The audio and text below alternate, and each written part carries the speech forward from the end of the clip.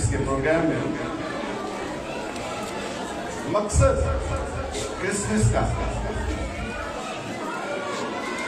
क्या नए कपड़े पहनना है,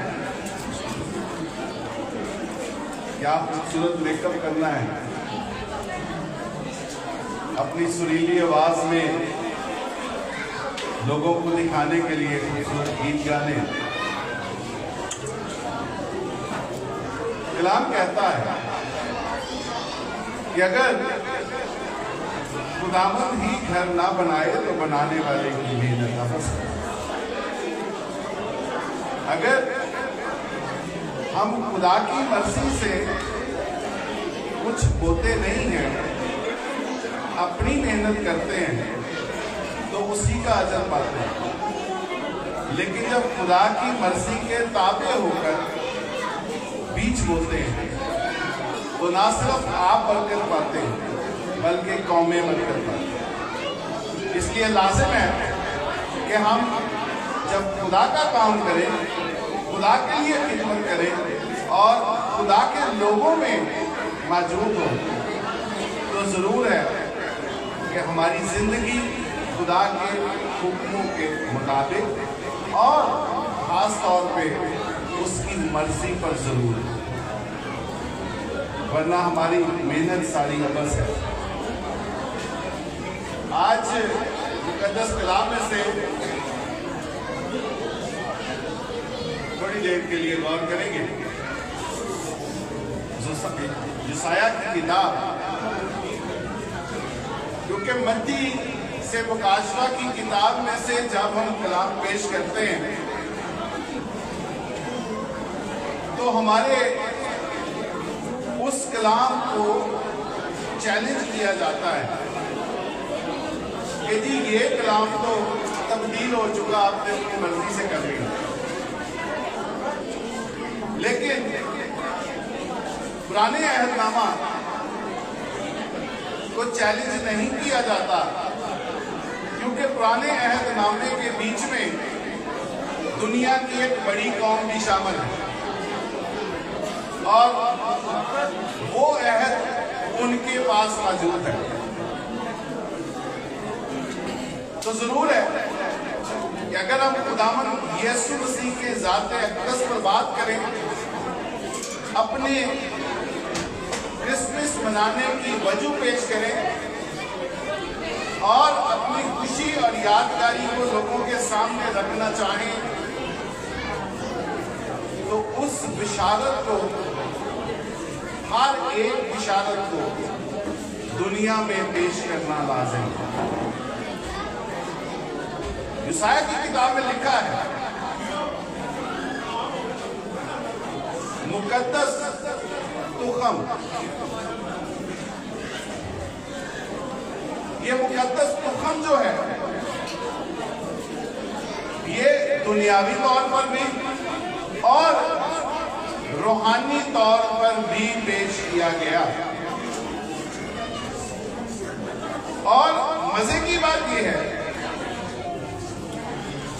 कि दोनों तरीकों से इसको आज तक, और मेरा ईमान है रहती दुनिया तक, इसको चैलेंज नहीं किया जा सकता।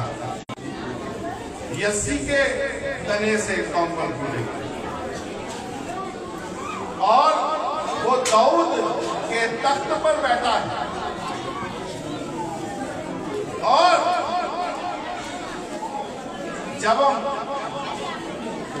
ये मशहूर आयत पढ़ते हैं कि एक लड़का तौलत हुआ और हमको एक बेटा बख्शा गया, तो इस जगह पर दोनों चीजें पेश की जाती हैं। उस मुकद्दस तुखम के दोनों पहलू पेश किए जाते हैं। एक लड़का, और उससे पीछे जाए तो वहां लिखा है कवारी हमला हो और लड़का पैदा हो, बेटा पैदा हो, उसकी जिन्स और उसका रुतबा सारी दुनिया के सामने रखा गया। दुनिया बेटा माने या ना माने, दुनिया उसको खुदा माने या ना माने, खुदा के मुंह के अल्फाज ला तब्दील हैं जब वो कहता है कि वो अजीब मुशीर खुदाए कादर, अबदियत का बाप, सलामती का शहजादा,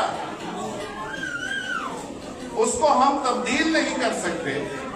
लेकिन उससे पहले ना सिर्फ हम दूर के लोगों के लिए बल्कि सारी दुनिया के लिए खुदा ने एक इंतजाम किया, और वो इंतजाम खुदा की तरफ से है क्योंकि उसने एक बेटा बख्शा है। लड़का तौलद हुआ है और हमें एक बेटा बख्शा गया है। और बख्शने का मतलब है अनायत करना, एहसान करना, फजल करना, या किसी को दे देना, उसके लिए मुहैया कर दिया जाना जिसका कोई मुआवजा ना लिया गया हो। और क्या आपने निजात पाई है तो रुपए पैसों से पाई है? उसने हमारी निजात का मुफ्त इंतजाम किया है क्योंकि उसने बेटे को बख्शा था, नाज़ल नहीं किया। नबियों और रसूलों और पैगंबरों की तरह वो वारद नहीं हुए, बल्कि वो बेटा हमारे लिए बख्शा गया है। और जब वो बेटा बख्शा गया तो यूहन्ना की इंजील में लिखा है पहले बाब में कि हमने उसका ऐसा जलाल देखा जैसा बाप के इकलौते का। और यसाया नबी का सहीफा इस पे मोहर लगाता है। और अगर इन तमाम मोहरों पे बात करें पैदाइश से लेकर मलाकी तक, तो लातादाद बशारतें मिलती हैं, सबूत मिलते हैं जो दुनिया को इस बात पे लाने के लिए काफी है कि जो लड़का तौलद हुआ वो दुनिया को एक बेटा बख्शा गया। और जो बेटा बख्शा गया उसको यूहन्ना बड़े खूबसूरत अंदाज में पेश करता है। यसाया में लिखा है कि वो खुदाए कादर है, अबदियत का बाप है। जब वो खुदाए कादर है तो फिर इब्तिदा में कलाम था, कलाम खुदा के साथ था, कलाम खुदा था, यही इब्तिदा में खुदा के साथ था। और कलाम मुजस्सम हुआ है और हमने उसका ऐसा जलाल देखा जैसा बाप के इकलौते का। क्योंकि खुदाए कादर हमारे लिए दुनियावी तौर पर एक लड़का, रूहानी तौर पर हमें बेटा बख्शा गया है। खुदा ने अपने बेटे को बख्शा। और फिर यूहन्ना 3 बाब 16 आयत आप सबको आती है कि खुदा ने दुनिया से ऐसी मोहब्बत रखी, बख्श दिया, ताकि जो कोई उस पर ईमान लाए हलाक ना हो बल्कि हमेशा की जिंदगी पाए। ये उसी बेटे के आने से हुआ जो बशारत दी गई थी। देखो एक कमारी हमला और बेटा, और उसका क्या नाम रखेंगे? क्या नाम रखेंगे? इमैनुअल। इमैनुअल रखेंगे, जिसका क्या तर्जुमा है? जरा ऊंची आवाज से जिसको आता है। खुदा हमारे साथ है, खुदा हमारे साथ हकीकत में है।